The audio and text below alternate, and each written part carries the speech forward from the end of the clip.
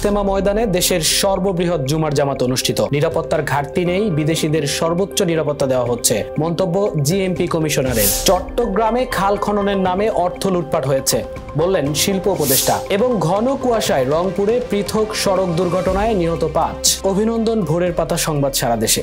সাথে আছি আমি মামুনুর রহমান। শুনছিলেন সংবাদ শিরোনাম, এবার বিস্তারিত।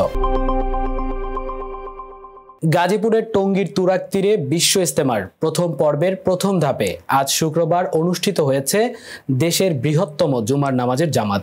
এতে অংশ নিয়েছেন লাখো মুসল্লি। জুমার নামাজে অংশ নিতে ময়দান ছাড়িয়ে আশেপাশে সড়ক, মহাসড়ক, ফুটপাত ও বিভিন্ন অলিগলি মুসল্লিতে পরিপূর্ণ হয়ে যায়। শুক্রবার দুপুর 1টা 51 জুমার নামাজের জামাত শুরু হয়ে 1টা 56 শেষ হয়। এতে ইমামতি করেন বাংলাদেশের মাওলানা জুবায়ের সাহেব। তাবলিগ জামায়াতের শুরাই নেজামের মিডিয়া সমন্বয়ক হাবিবুল্লাহ রায়হান এ তথ্য নিশ্চিত করেছেন। বিশ্ব ইজতেমায় নিরাপত্তার কোনো ঘাটতি নেই উল্লেখ করে Gazipur metropolitan police commissioner Nazimul Karim Khan বলেন, বিদেশিদের সর্বোচ্চ নিরাপত্তা দেওয়া হচ্ছে, তাদের কোনো ধরনের নিরাপত্তার ঘাটতি নেই। শুক্রবার বিশ্ব ইজতেমা নিয়ে আমেরিকান দূতাবাসের সতর্কতা জারি প্রসঙ্গে Gazipur মেট্রোপলিটনের police commissioner Nazmul Karim Khan police control রুমে সাংবাদিকদের প্রশ্নের উত্তরে একথা বলেন। তিনি বলেন, ওনারা ওনাদের মতো মেজারমেন্ট করেছেন, তবে আমাদের পক্ষ থেকে দেশ বিদেশের মুসল্লিদের কারো নিরাপত্তা ঘাটতি রাখা হয়নি। ইজতেমার পরিবেশ নিয়ে আমরা সন্তুষ্ট। অনেক গুজব ছড়াবে, এ বিষয়ে আমাদের সবার সজাগ থাকতে হবে। এখন পর্যন্ত ইজতেমার যে অবস্থা সেটি হচ্ছে যে খুবই শান্তিপূর্ণ অবস্থা আছে। আমি খুব স্যাটিসফাইড, আপনারা নিশ্চয়ই স্যাটিসফাইড।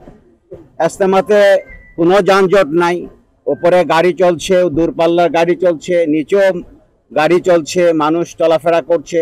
আওয়ামী লীগ সরকারের শাসনামলে চট্টগ্রামে খাল খননের নামে অনিয়ম, দুর্নীতি এবং বিপুল অর্থ লুটপাট করা হয়েছে বলে অভিযোগ করেছেন অন্তর্বর্তী সরকারের শিল্প মন্ত্রণালয়ের উপদেষ্টা আদিলুর রহমান খান। শুক্রবার সকালে চট্টগ্রাম নগরের 1 কিলোমিটার এলাকায় চট্টগ্রাম মহানগরের জলাবদ্ধতা নিরসনের জন্য খাল নালা খনন ও পরিচ্ছন্নতা কার্যক্রমের উদ্বোধনী অনুষ্ঠানে তিনি এসব কথা বলেন।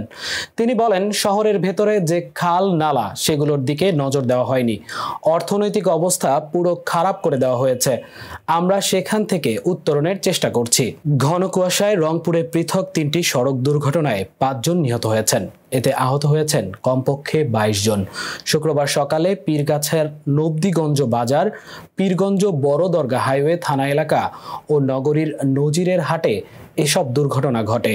পুলিশ জানায়, শুক্রবার সকাল 9:30টার দিকে নবদিগঞ্জ বাজার এলাকায় কুড়িগ্রামগামী যাত্রীবাহী বাসের সঙ্গে কাউনিয়া থেকে ছেড়ে আসা 3 হুইলারের মুখোমুখি সংঘর্ষের ঘটনা ঘটে।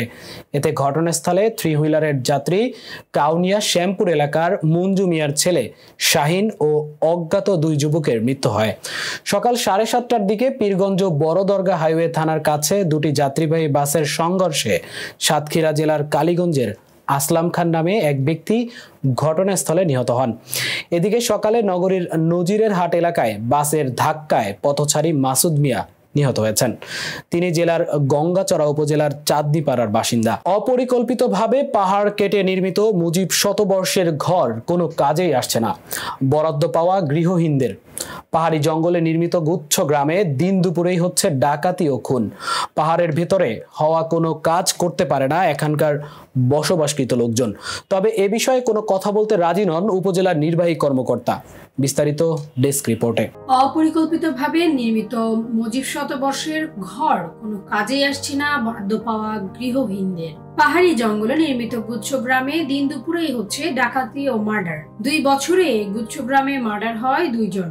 তাছাড়া পাহাড়ের ভিতরে হওয়ায় কোনো কাজ করতে পারে না এখানকার বসবাসকৃত লোকজন, যার কারণে বাধ্য হয়ে ঘর ছেড়ে চলে যাচ্ছে অন্যত্র।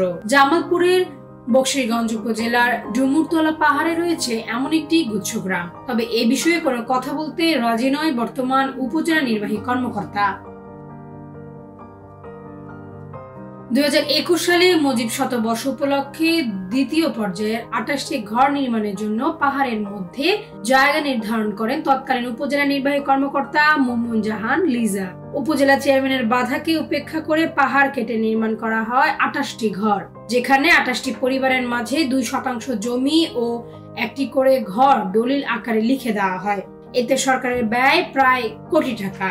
গুচ্ছগ্রাম নির্মাণ হলেও যোগাযোগ ব্যবস্থা, পানির অভাব, কর্মসংস্থানের অভাব এবং নিরাপত্তার অভাবে গুচ্ছগ্রাম নির্মাণের 1 মাসের মধ্যেই চলে যান সব লোকজন। 28টি পরিবারের মাঝে বর্তমানে রয়েছে মাত্র 4টি পরিবার। শুধু তাই নয়, গুচ্ছগ্রাম নির্মাণের 6 মাসের মধ্যে পরপর 2 জন ব্যক্তিকে হত্যা করে দুর্বৃত্তরা। তবে কেন গুচ্ছগ্রাম নির্মাণের জন্য এমন জায়গা নির্বাচন করা হলো, এমন প্রশ্নের জবাবে কোনো উত্তর দেননি তৎকালীন উপজেলা নির্বাহী কর্মকর্তা মুনমুন জাহান লিজা। পোলাপান নিয়ে হঠাৎ করে আসলাম নতুন জায়গা, আমি তো এই জায়গা পরিস্থিতি জানি না, এখন সবাই খালি কই থাকতেই পারবা না। কিন্তু আমি সারাদিন ব্যবসা বাণিজ্যে আগে যদি গ্রাম এলাকা অথবা বক্সগঞ্জ থেকে ব্যবসা করছি, দিন গেলে 1000 টাকা ইনকাম করেও আমার দিনটা আল্লাহ ভালোই চলাইছে। এই জায়গায় আওয়াতে এই 1 মাস 35 দিন ধরে আমি এই জায়গায়, 35 দিনের ভিতরে না হলেও দিন 200 টাকা বেচাই আমার কষ্ট হয়ে গেছে। আমাদের জায়গা দিছে, চতুর্দিকটা পাহাড়, আমার অসুবিধা, চলার পথ নাই, কি করে খাই। এই জায়গায় এসে আমার স্বামীটাও মারা গেছে, এরপর আমার খুব কষ্ট করে চল, সবারই কষ্ট, যে কয়টা ফ্যামিলি খায় সবারই কষ্ট চলার। তো জীবনটা হাতের তালা নিয়ে আমার ঘরে থাকুন লাগে।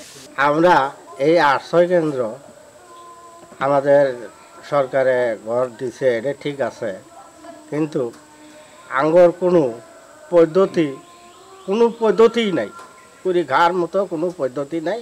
আর এবং মনে করেন চারো পাশে পাহাড়, এই পাহাড়ের ভিতরে এই আশ্রয় কেন্দ্রটা, আমরা এই দিক ওদিক কোনো দিকেই চলি হাঁটি। তবে দ্রুত সময়ের মধ্যে গুচ্ছগ্রামটি অন্যত্র সরিয়ে নেওয়ার দাবি জানান ভুক্তভোগী পরিবারগুলো। ভোরের পাতা। পটুয়াখালী জেলায় 8টি উপজেলার বিভিন্ন স্থানে সংস্কার অভাবে 242টি আয়রন ব্রিজ জরাজীর্ণ হয়ে পড়েছে।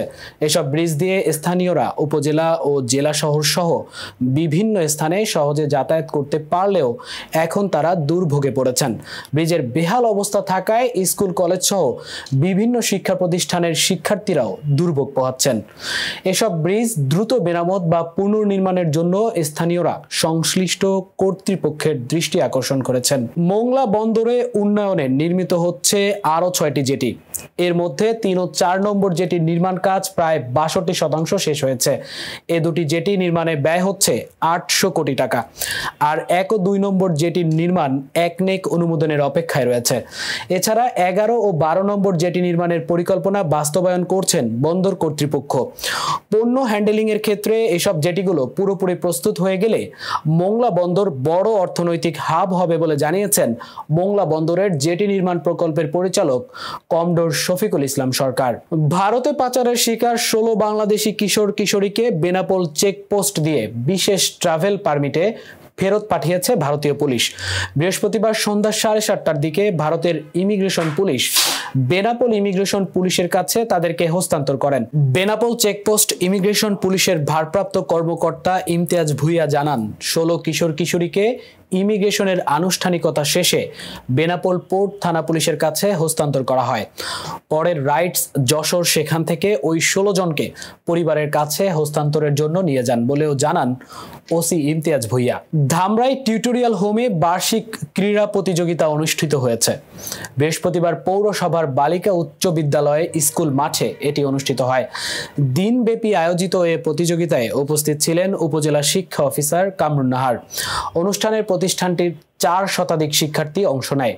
এদিন শিক্ষার্থীরা মেতেছিল নিজেদের ক্রীড়া নৈপুণ্য দেখানোর উৎসবে। সংবাদ শেষ করার আগে শিরোনামগুলো আরেকবার। ইজতেমা ময়দানে দেশের সর্ববৃহৎ জুমার জামাত অনুষ্ঠিত। নিরাপত্তার ঘাটতি নেই, বিদেশিদের সর্বোচ্চ নিরাপত্তা দেওয়া হচ্ছে। মন্তব্য জিএমপি কমিশনারের। চট্টগ্রামে খাল খননের নামে অর্থ লুটপাট হয়েছে বললেন শিল্প উপদেষ্টা। এবং ঘন কুয়াশায় রংপুরে পৃথক সড়ক দুর্ঘটনায় নিহত 5। এই ছিল আজকের ভোরের পাতা সংবাদ। সারা দেশে সর্বশেষ আপডেট পেতে চোখ রাখুন ভোরের পাতায়। ধন্যবাদ।